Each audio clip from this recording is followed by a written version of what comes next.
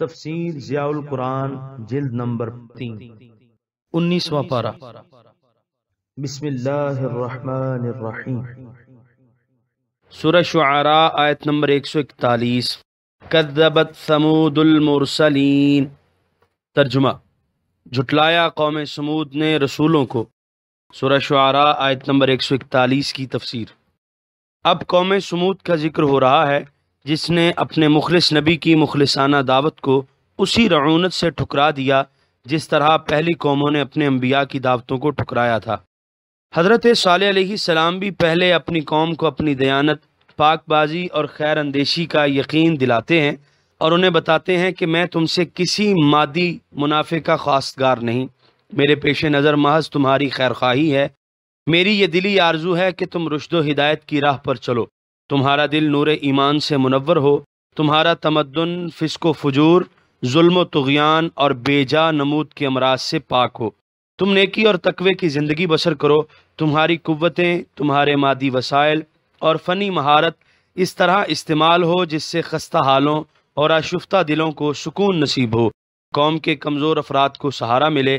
لیکن جو قوم عرصہ دراز سے بے راہ روی کی خوگر ہو چکی تھی، اسے ایسے مواعظ سے کیا دلچسپی ہو سکتی تھی؟ چنانچہ انہوں نے آپ پر طرح طرح کے الزامات لگائے، تکلیفیں پہنچائیں اور اللہ تعالیٰ کی نشانیوں کا مذاق اڑایا اور ان کی تحقیر کی۔ آخر کار ان سرکشوں کا وہی نتیجہ نکلا جو ایسے افعال کا نکلا کرتا ہے۔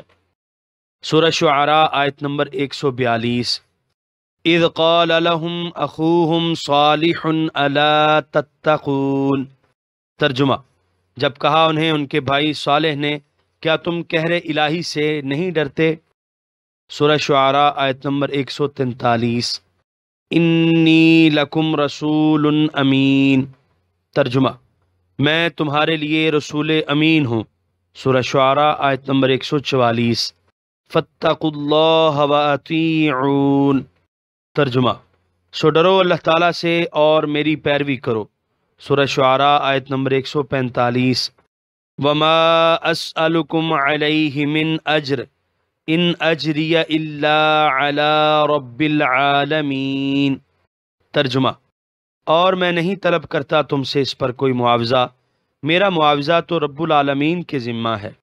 سورہ شعراء آیت نمبر 146۔ اتترکون فی ما ہاہنا آمنین۔ ترجمہ: کیا تمہیں رہنے دیا جائے گا اس عیش و طرب میں جس میں تم یہاں ہو امن سے؟ سورہ شعراء آیت نمبر 147۔ فی جنات وعیون۔ ترجمہ: ان باغات میں اور چشموں میں۔ سورہ شعراء آیت نمبر 148۔ وزروع ونخل طلعها ہضیم۔ ترجمہ: اور شاداب کھیتوں میں اور کھجور کے درختوں میں جن کے شگوفے بڑے نرم و نازک ہیں۔ سورہ شعراء آیت نمبر 148 کی تفسیر۔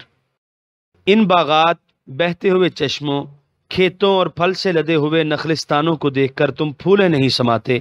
کیا تم یہ سمجھ بیٹھے ہو کہ تم ہمیشہ اسی طرح ان سے لطف اندوز ہوتے رہو گے اور تمہیں موت کا ذائقہ نہیں چکھنا پڑے گا؟ یہ سراسر تمہاری نادانی ہے۔ حدیم، جو مٹھاس سے اتنی نرم اور گداز ہو کہ منہ میں ڈالتے ہی کھل جائے۔ سورہ شعراء آیت نمبر 149۔ وَتَنْحِتُونَ مِنَ الْجِبَالِ بُيُوتًا فَارِهِينَ۔ ترجمہ: اور تراشتے رہو گے پہاڑوں میں گھر، ماہر سنگ تراش بنتے ہوئے۔ سورہ شعراء آیت نمبر 149 کی تفسیر۔ سنگ تراشی کے فن میں انہیں بڑی مہارت حاصل تھی، اس پر انہیں بڑا ناز بھی تھا اور اسی وجہ سے گرد و نواح میں دور دور تک ان کی شہرت تھی۔ فارہینہ یعنی چٹانیں تراش کر مکان بنانے میں تم بڑے ماہر اور حاذق ہو۔ اس میں دوسری قرات فارہینہ بھی آئی ہے، اس کا معنی ہے اشرینہ بطرینہ، مغرور اور سرکش۔ سورہ شعراء آیت نمبر 150۔ فاتقوا اللہ واطیعون۔ ترجمہ: پس ڈرو اللہ تعالیٰ سے اور میرا اتباع کرو۔ سورہ شعراء آیت نمبر 151۔ وَلَا تُطِيعُوا أَمْرَ الْمُسْرِفِينَ۔ ترجمہ: اور نہ پیروی کرو حد سے بڑھنے والوں کے حکم کی۔ سورہ شعراء آیت نمبر 151 کی تفسیر۔ آپ نے ان کے سیاسی لیڈروں پر تنقید کرتے ہوئے فرمایا، یہ تو مفسد لوگ ہیں، ان سے بھلائی کی کوئی توقع نہیں رکھی جا سکتی۔ ایک قبیلے کو دوسرے قبیلے سے لڑا کر تماشا دیکھتے ہیں، غریبوں اور کمزوروں پر ظلم ڈھاتے ہیں۔ ایسے بگڑے ہوئے لوگ اس قابل نہیں کہ قوم کی قیادت کی باغ ڈور ان کے ہاتھوں میں رہنے دی جائے، ورنہ وہ تمہارا بیڑا غرق کر دیں گے۔ اللہ تعالیٰ سے ڈرو اور میری پیروی کرو، میں تمہیں ہدایت اور راستی کی راہ پر چلاؤں گا۔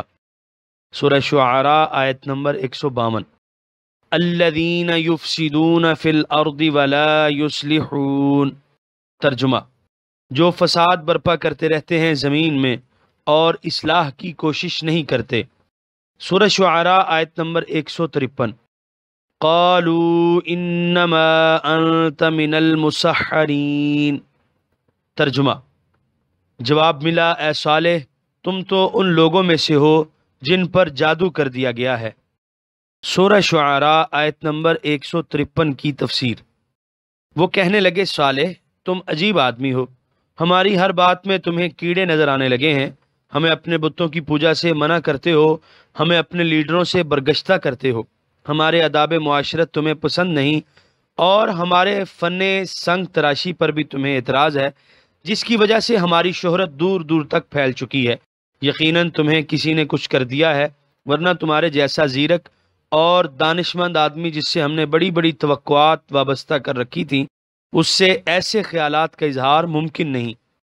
سورہ شعراء آیت نمبر 154۔ ما انت الا بشر مثلنا فأت بآیت ان کنت من الصادقین۔ ترجمہ، نہیں ہو تم مگر ایک انسان ہماری مانند، ورنہ لاؤ کوئی معجزہ اگر تم راست بازوں میں سے ہو۔ سورہ شعراء آیت نمبر 154 کی تفسیر۔ آپ ہماری طرح بشر ہی تو ہیں، ہم آپ کو رسول کیسے مان لیں؟ کوئی معجزہ دکھاؤ جس سے تمہاری صداقت کا ہمیں یقین آ جائے۔ سورہ شعراء آیت نمبر 155۔ قال هذه ناقۃ لها شرب ولکم شرب یوم معلوم۔ ترجمہ، فرمایا یہ ایک اونٹنی ہے، ایک دن اس کے پانی پینے کی باری ہے اور ایک مقرر دن تمہاری باری ہے۔ سورہ شعراء آیت نمبر 155 کی تفسیر۔ حضرت ابن عباس رضی اللہ عنہما سے مروی ہے کہ سمودیوں نے آپ سے یہ مطالبہ کیا کہ اس چٹان سے سرخ رنگ کی اونٹنی نکلے جو 10 ماہ کی حاملہ ہو اور ہماری آنکھوں کے سامنے بچہ جنے تو ہم تمہیں رسول مان لیں گے۔ آپ نے بارگاہ الہی میں دعا کی، وہاں کیا مشکل تھا، ان کا مطالبہ پورا کر دیا گیا اور اس چٹان سے ان کی مطلوبہ اونٹنی نکل آئی۔ آپ نے فرمایا یہ اونٹنی اللہ تعالیٰ کی نشانی ہے، اب یوں ہوگا کہ ایک دن تنہا یہ پانی پیے گی اور دوسرے دن تمام انسان اور تمہارے مویشی پانی پئیں گے۔ یاد رکھنا اس اونٹنی کو کوئی اذیت نہ پہنچانا ورنہ تمہاری خیر نہیں۔ سورہ شعراء آیت نمبر 156۔